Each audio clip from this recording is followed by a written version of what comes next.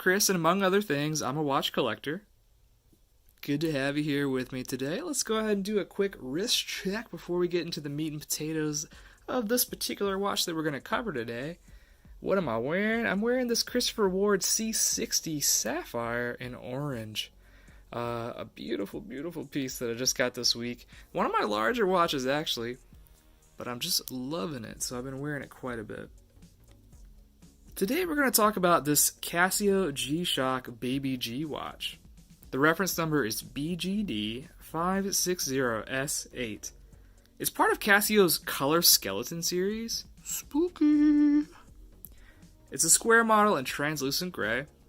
This piece was released in early 2021, and it's still pretty readily available. If you stumbled onto this video, I'll tell you right now that I have a fairly slender wrist, about 6¼ inches, so most of the watches I'll be covering on this channel will be on the smaller side. If that piques your interest, stay tuned. The dimensions of this piece are popping up for you right about now. If you've ever worn a square G-Shock, you'll know the dimensions can be kind of deceiving. At least I find them to be that way. Even the regular models are pretty wearable for thinner wrists. The quest for the small led me recently to start dabbling in the Baby G line. Casio usually gears their marketing for Baby G toward women and children. But hey, if it fits and it's fly, I say wear it. I never got hung up on that sort of thing, and honestly, I feel a lot of brands are kind of stuck in the past with regard to marketing that way. You know, just like a cat, if it fits, I sits.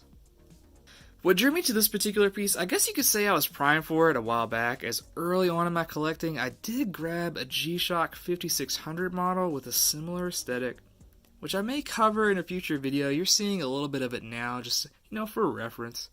I'm a sucker for squares. Not gonna lie. I liked the understated smoky color here, and the 90s kid in me is inexplicably drawn to all translucent tech. I blame Nintendo for this. It has the usual bells and whistles, EL backlight, which lights up the numerals as opposed to the whole screen. That's something I had to get used to for sure, as opposed to some of my other squares. Stopwatch, timer, 5 daily alarms. That light duration can be adjusted from the paltry default 1.5 seconds to 3 seconds if desired, and it usually is. I recommend that. And maybe a bit more unusual for the Baby G line is the full 200 meter water resistance that this watch boasts. A definite plus, have to admit. If it's not painfully obvious by now, I do like this watch. The fit is on point, it's quite comfortable, even though the more glossy Casios do make my wrist sweat more than the matte finishes with the resin. And I think it would appeal to a wide range of tastes. The translucent gray is fun without being too garish, and though it's smaller and maybe not super feature rich, it doesn't suffer from the bigger spec deficits some of the other Baby Gs have compared to the regular G-Shock line, or at least, the basic line. It's still easy to find for around $80 at the time of this recording. I got mine new in box for less than $60 on eBay, so I'm sure if you're patient, you can also snag a deal. At this point, you're seeing some additional stills, so if this Baby G catches your fancy, give it a try before it gets scarcer and probably pricier. I, for one, have my eye on another model in this sub-series that's translucent indigo. Really love it, thinking back to those atomic purple Game Boys back in the day. So glorious.